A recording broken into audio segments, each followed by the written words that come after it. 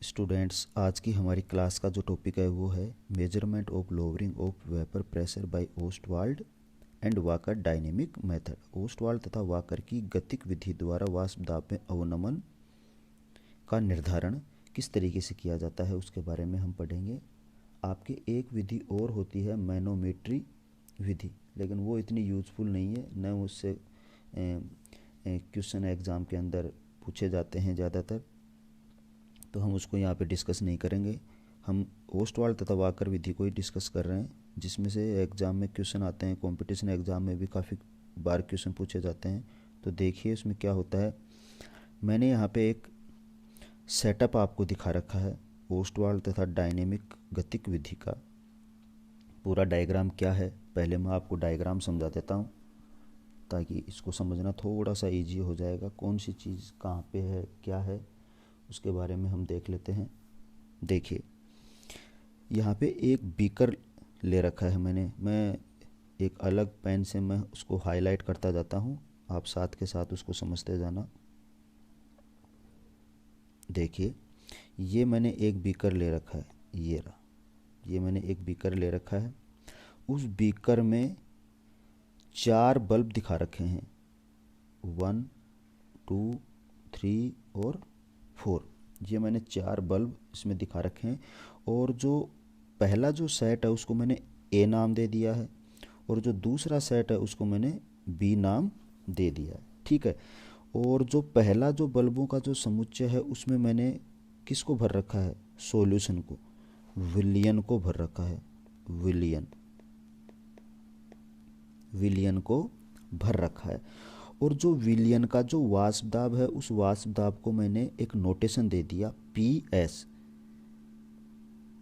Vapour pressure of solution, PS। पिछली जो क्लासें हमारी हुई थी उन क्लासों के अंदर मैंने बता रखा है PS क्या है, P नोट क्या है, तो आप वहाँ से एक बार वीडियो देख लीजिएगा, वहाँ से आपको समझ में आ जाएगा। और जो दूसरा सेट है बल्ब का उसके अंदर मैंने शुद्ध विलायक को, प्योर सॉल्वेंट को, शुद्ध विलायक को फिल कर रखा है, जिसका वाष्प दाब होता है P नोट। प्योर के लिए वाष्प दाब क्या मान रखा है हमने, P नोट।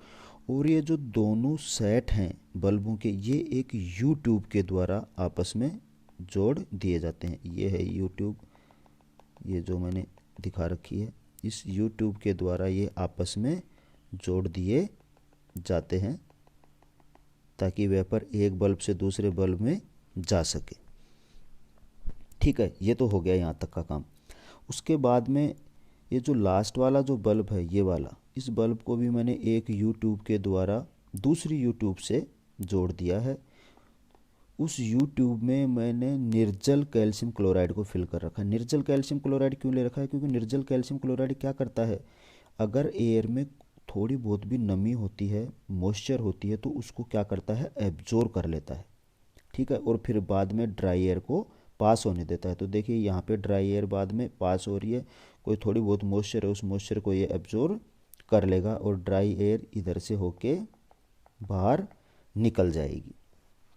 इस U ट्यूब को एक थर्मोस्टेट, ताप स्थायी में रख देते हैं, थर्मोस्टेट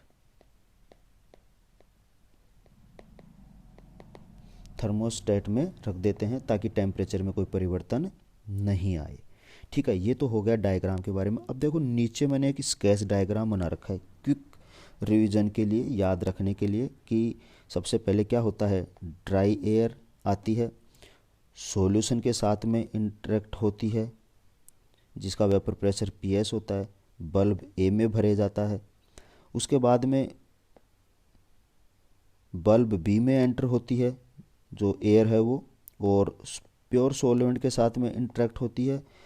उसके बाद में जो एयर होती है वो एनहाइड्रस कैल्शियम क्लोराइड के साथ में रिएक्ट होती है, चौथा स्टेप, और उसके बाद में ड्राई एयर बाहर निकल जाती है, ये 5वां स्टेप। इस तरीके से हमें ये ध्यान में रखना है।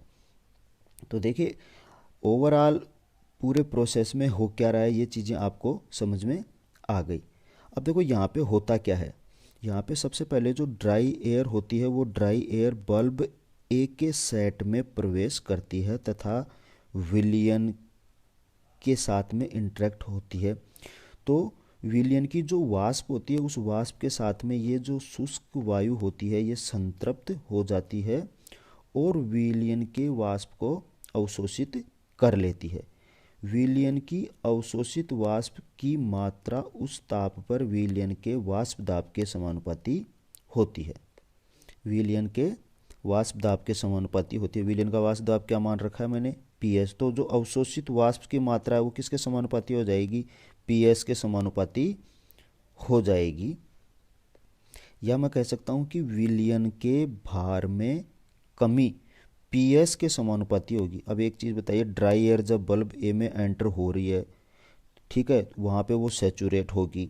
तो सैचुरेट होगी तो किसके साथ में सैचुरेट हो रही है, सॉल्यूशन के साथ में सैचुरेट है। तो सॉल्यूशन की कुछ मात्रा को क्या करती है, वो अवशोषित कर लेती है और नम हो जाती है, मॉइस्चर हो जाती है। तो जो अवशोषित जो मात्रा है वो किसके समानुपाती होती है, पीएस के समानुपाती होती है। या मैं कहूँ कि ये जो विलयन के जो भार में जो कमी है ना वो इस वाष्प दाब के समानुपाती हो जाएगी, पीएस के समानुपाती हो जाएगी। अब विलयन में से जो वाष्प जो बाहर निकल रही है, ये देखिए यहाँ से बाहर निकल रही है, ये इधर से, ठीक है। और किसके साथ में रिएक्शन इंटरेक्ट हो रही है, प्योर सॉल्वेंट के साथ में इंटरेक्ट हो रही है। अब ये क्या करेगी, ये जो वाष्प है ना, ये वाष्प इस शुद्ध विलायक के साथ में भी अभिक्रिया करेगी, इंटरेक्ट होगी और उसकी वाष्प को भी क्या कर लेगी, अवशोषित कर लेगी, जिससे क्या होगा, शुद्ध विलायक के भार में भी कुछ मात्रा में कमी आ जाएगी। अब देखिए यहाँ पे जो भार में जो कमी आती है ना, वो भार में कमी किसके समानुपाती होती है, शुद्ध विलायक के वाष्प दाब पी नोट तथा विलयन का जो वाष्प दाब है पीएस, इन दोनों के अंतर के क्या होती है, समानुपाती होती है। क्योंकि यहाँ से भी तो कुछ मात्रा में विलायक विलयन जो है, विलयन की कुछ मात्रा को अवशोषित कर रखा है, फिर कुछ मात्रा शुद्ध विलायक की भी अवशोषित की गई है। तो जो भार में जो ओवरऑल कमी आती है वो कमी किसके समानुपाती होती है, P naught minus P S के समानुपाती। तो अब देखिए इसको मैं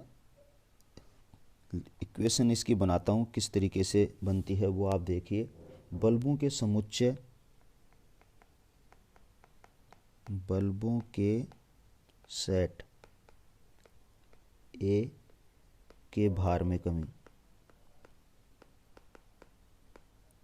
किसके समानुपाती है, पीएस के समानुपाती है। इसको दे दिया मैंने इक्वेशन नंबर 1। अब देखिए बल्बों के सेट बी के भार में कमी, ये किसके समानुपाती होगी, P naught minus P S के समानुपाती होगी। इसको मैंने इक्वेशन नंबर दे दिया 2, ठीक है। देखिए इस भार में जो पहले वाली जो कमी है ना, इसको मैं लिख लेता हूँ डेल्टा W1 और इसको लिख लेता हूँ मैं डेल्टा W2 समझने के लिए, ठीक है।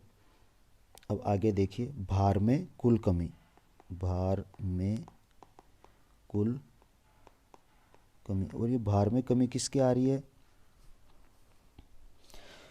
विलयन तथा विलायक के भार में कमी आ रही है। क्योंकि ड्राई एयर आ रही है तो कुछ जो मात्रा है विलयन की और विलायक की उसको वो शुष्क वायु अवशोषित कर लेती है, जिसके कारण से भार में कमी आती है। तो भार में जो कुल कमी है उसको देखिए delta W1 plus delta W2, भार में कुल कमी प्रोपोर्शनल होगी किसके, पीएस के plus P naught minus PS. या मैं यूँ लिख सकता हूँ delta W1 plus delta W2 is proportional to, इसको आप सोल्व करेंगे तो क्या होगा, P S plus P naught minus P S. देखिए पी एस से तो ये पी एस कट गया तो मेरे पास में क्या आ गया, delta W1 plus delta W2 is proportional to P naught. इसको मैं इक्वेशन नंबर दे देता हूँ 3, ठीक है। अब देखिए फ्रॉम इक्वेशन 2 एंड 3, इक्वेशन 2 और इक्वेशन 3 से देखिए मैं क्या लिख सकता हूँ, P naught minus P S upon P naught बराबर delta W2 upon delta W1 plus delta W2। यहाँ तक बताइए समझ में आया या नहीं। क्या किया मैंने, इसमें इसका भाग दे दिया, ठीक है, तो ऊपर डेल्टा W2 और नीचे ये दोनों आ जाएंगे यहाँ पे। तो ये एक इक्वेशन हमें मिल गई, ये एक इक्वेशन हमें मिल गई। इसको मैं डब्बे में बंद कर लेता हूँ। अब देखिए यहाँ डेल्टा W क्या है, बल्ब B के भार में कमी, और ये क्या है, कुल भार में कमी। और P naught minus P S upon P note आपको पता है क्या होता है, ये होता है एक्स सोल्यूट। एक्स, एक मिनट इसको अलग से लिख लेते हैं। देखिए आगे इसको इक्वेशन नंबर नाम दे दीजिए एक बार, इक्वेशन नंबर 4। आगे देखिए हम जानते हैं कि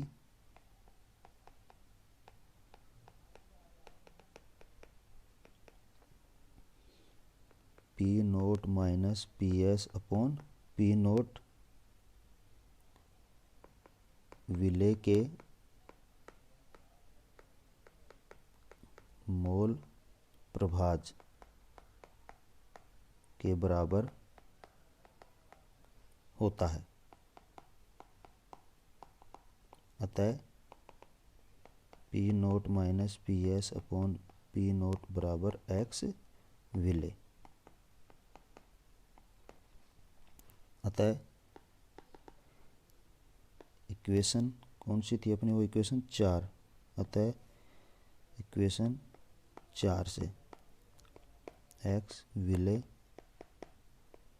बराबर delta W2 upon delta W1 plus delta W2, delta W2, ठीक है। तो ये हमारे पास में आ गई एक इक्वेशन, इक्वेशन नंबर इसको दे दिया मैंने 5। अब देखिए क्या हो रहा है, देखो दोनों जो बल्बों के सेट हैं ए और बी, दोनों के जो भार में कमी हो रही है, वो कमी किधर जा रही है, इधर जा रही है। वायु जो जा रही है ना, वो किस तरफ जा रही है, इस तरफ जा रही है। और किसके साथ में इंटरेक्ट हो रही है, कैल्शियम क्लोराइड के साथ में इंटरेक्ट हो रही है। तो ये जो भार में यहाँ पे जो कमी आ गई थी, किसके, ये विलयन के और शुद्ध विलायक के भार में कमी। तो ये जो भार में कमी आई, इस कमी को किसने, शुष्क वायु ने अवशोषित कर लिया था। अब ये वायु किसके साथ में इंटरेक्ट हो रही है, एनहाइड्रस कैल्शियम क्लोराइड के साथ में। तो इस सारी की सारी नमी को क्या है, ये एनहाइड्रस कैल्शियम क्लोराइड अवशोषित कर लेगा, और इस एनहाइड्रस कैल्शियम क्लोराइड के भार में वृद्धि हो जाएगी। और ये जो भार में वृद्धि होगी, ये किसके बराबर होगी, बल्बों ए तथा बल्बों बी के जो भार में कमी आई है ना, उसके समानुपाती हो जाएगी। तो देखिए मैं कैसे लिख सकता हूं, निर्जल कैल्शियम क्लोराइड के भार में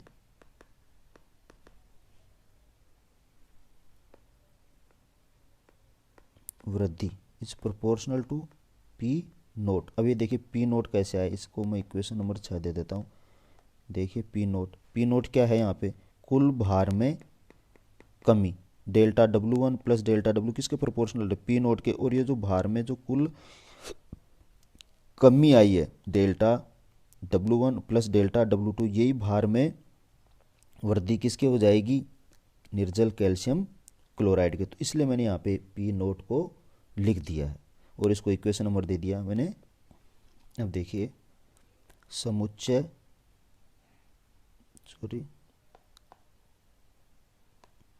बल्बों के समुच्चय बी के भार में कमी क्या आ रही थी, P naught minus P S.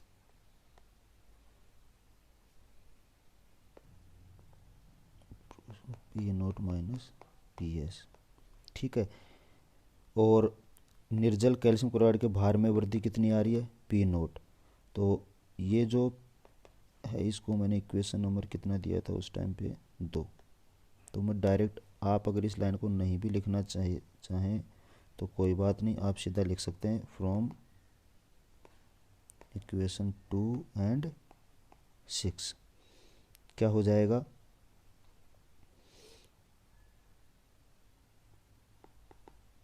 बल्बों के समुच्चय बी के भार में कमी बटे निर्जल कैल्शियम क्लोराइड के भार में वृद्धि। अभी प्रोपोर्शनलिटी का साइन तो हट जाएगा जब एक दूसरे को डिवाइड करेंगे, तो ये आ जाएगा मेरे पास में P naught minus P S upon P note, और इसको इक्वेशन नंबर दे दूंगा मैं 7। देखिए इस प्रकार से ये जो विधि है उसके द्वारा हम वाष्प दाब में अवनमन को ज्ञात कर सकते हैं। ये है आपके सामने वाष्प दाब में अवनमन, P naught minus P S upon P naught, इसी को कहते हैं वाष्प दाब में अवनमन। ये हम पहले पढ़ चुके हैं, वाष्प दाब में अवनमन, ठीक है। अब निर्जल कैल्शियम क्लोराइड के भार में कितनी वृद्धि हुई है, इस वृद्धि को हम आराम से मेजर कर सकते हैं कि पहले हमने कितना कैल्शियम क्लोराइड लिया था, बाद में उसके वेट में कितनी वृद्धि हुई, उसको दोनों के अंतर को निकाल लेंगे तो वो आ जाएगी। और बल्बों के समुच्चय बी के भार में कितनी कमी आई, कि बल्ब बी में जनरली हम जो पानी होता है सोलवेंट हमारा वो यूज़ करते हैं, उसके भार में कितनी कमी आई उसको हम मेजर कर सकते हैं कि स्टार्टिंग में हमने कितना सोलवेंट लिया था और बाद में हमारा सोलवेंट कितना रह गया, दोनों को वेट करके उसकी मात्रा हम आराम से निकाल सकते हैं। तो उससे हमारा आ जाएगा P naught minus P S upon P note. तो ये एक बहुत ही सिंपल विधि है वाष्प दाब में आपेक्ष अवनमन ज्ञात करने की। देखिए एक नोट आपको यहाँ पे याद रखना है कि जो कार्बनिक पदार्थ होते हैं वो सामान्यतः क्या होते हैं, जल में अविलय होते हैं। तो इनके अणुभारों का निर्धारण अल्कोहलिक विलयनों से हम कर सकते हैं। ऐसी स्थिति में जो दोनों बल्ब हैं उनको अलग अलग मेजर कर लेते हैं, उनकी क्वांटिटी जो भी होती है उसको। और यहाँ पे जो कैल्शियम क्लोराइड हमने लिया है उस कैल्शियम क्लोराइड को यूट्यूब में लेने की आवश्यकता नहीं है जब हम कार्बनिक विलायक काम में लेते हैं। तो होप ये विधि आपको समझ में आई होगी। इसकी एक बार प्रैक्टिस करना, कुछ न्यूमेरिकल क्वेश्चन आपके बुक में दे रखे हैं, एक बार उनको सोल्व करने का प्रयास करना, फिर कुछ हम डिस्कस करेंगे। फिर भी एक न्यूमेरिकल मैं आपको आपकी बुक का यहाँ पे सोल्व करके बता देता हूँ। देखिए एक न्यूमेरिकल आपकी बुक में दे रखा है, 30 डिग्री सेंटीग्रेड टेम्परेचर पर 13 ग्राम पदार्थ के 100 ग्राम जल में बने विलयन का वाष्प दाब ये है 27.371 mm। ये वाष्प दाब दे रखा है 13 ग्राम पदार्थ के, इसका मतलब यहाँ पे विलय कितना है 13 ग्राम, और 100 ग्राम जल में, तो विलायक हमारा आ गया 100 ग्राम, विलयन बना लिया, उसका वाष्प दाब दे रखा है विलयन का 27.371। विलय का अणुभार ज्ञात करना है हमें, विलय का अणुभार ज्ञात करना है। इस ताप पर जल का वाष्प दाब दे रखा है। तो देखिए कोई भी जब न्यूमेरिकल एग्जाम में आता है तो सबसे पहली जो स्टेप होती है वो होती है गिवन, हमें क्या क्या चीज़ें दे रखी हैं। तो सबसे पहले तो उनको लिख लीजिए आप, टेम्परेचर 30 डिग्री सेंटीग्रेड, टेम्परेचर की हमें यहाँ पे ज़्यादा रिक्वायरमेंट नहीं है, केल्विन में आप इसको चेंज करना चाहो कर लो, लेकिन इस क्वेश्चन में टेम्परेचर कुछ काम नहीं आएगा। 13 ग्राम पदार्थ, इसका मतलब जो विलय की जो मात्रा है वो स्मॉल डब्लू, ये है 13 ग्राम। ये notation small W capital W पीछे की जो क्लासें हैं आप एक बार उनको देख लीजिए, वहाँ पे पता लग जाएगा आपको। तो विलय की जो मात्रा है उसको मैंने स्मॉल डब्लू से रखा है, वो है 13 ग्राम। 100 ग्राम जल, तो जो विलायक की जो मात्रा है उसको वो दे रखी है 100 ग्राम, उसको मैंने लिख लिया स्मॉल एम, और वो दे रखी है 100 ग्राम। विलयन का वाष्प दाब दे रखा है पी एस सॉल्यूशन, ये दे रखा है 27.371 mm। और जल का वाष्प दाब तो पी नोट दे रखा है 28.06 mm। देखिए ये सारी चीज़ें आपको दे रखी हैं। अब हमारे पास में फॉर्मूला क्या है ये सब ज्ञात कर, वो तो पूछा क्या है, पहले तो ये चीज़ वो लिख लेनी है। ज्ञात क्या करना है हमें, विलेय का अणुभार ज्ञात करना है, मतलब कैपिटल W हमें ज्ञात करना है। तो यहाँ लिख लीजिए विलेय का अणुभार।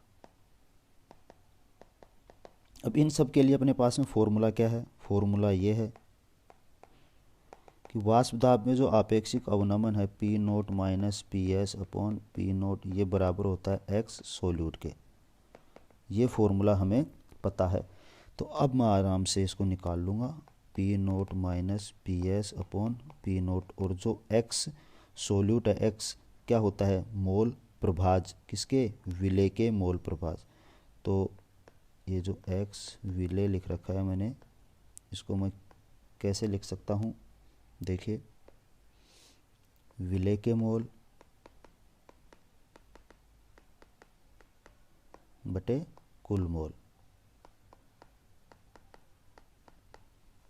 ठीक है। तो P naught minus P S upon P naught बराबर विलेय के मोलों को मैं लिखता हूँ एन, और कुल मोल तो एन कैपिटल एन। ये कैपिटल एन किसके लिए ले रखा है मैंने, विलायक के लिए। तो ये मेरे पास में फॉर्मूला आ गया। अब जो स्मॉल एन है, मोल क्या होता है, ग्राम में मात्रा, विलेय की ग्राम में मात्रा अपॉन विलेय का अणुभार upon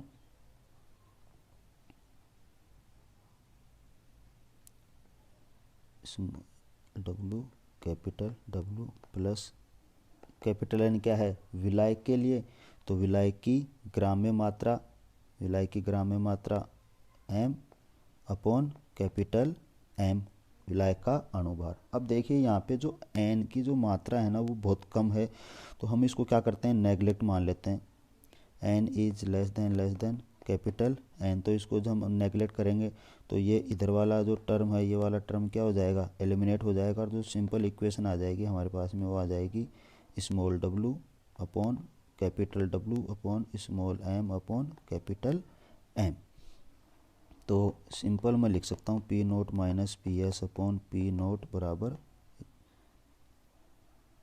small w upon capital W। ये देखिए ये इक्वेशन आ जाएगी। आपको इतने ताम झाम याद रखने की ज़रूरत नहीं है, आपको सिर्फ ये वाला फॉर्मूला याद रखना है, P naught minus P S upon P naught X विले, बाकी फिर ये सब आप अपने आप डेराइव कर सकते हो, कोई दिक्कत नहीं है। अब आगे देखिए मैं इसको सोल्व कर देता हूँ। तो ये देखिए 13 ग्राम विलेय की मात्रा रख दी, विलायक का अणुभार रख दिया, विलेय का अणुभार हमें ज्ञात करना है कैपिटल W, और ये जो हमारा विलायक है उसकी जो मात्रा है वो मात्रा मैंने यहाँ पे रख दी। अब इसको सोल्व करके हम यहाँ से W का मान आसानी से निकाल सकते हैं। तो जो W आएगा वो आएगा हमारा 94.61 ग्राम। तो इस तरीके से आप सोल्व कर सकते हैं। दूसरे टाइप के न्यूमेरिकल भी इसी तरीके से होंगे, तो एक बार उन्हें करने की कोशिश करना। ये तो खैर सिंपल था जिसमें ओस्टवाल्ड और वाकर विधि का ज़्यादा यूज नहीं था, लेकिन जो दूसरा वाला जो न्यूमेरिकल और मैं आपको बताऊंगा तो उसमें आप देखना कि किस तरीके से उसका यूज होता है ओस्टवाल्ड और वाकर विधि का। उस न्यूमेरिकल को हम नेक्स्ट वीडियो के अंदर देखेंगे, क्योंकि काफ़ी बड़ा हो गया है, अपलोड करने में दिक्कत आएगी।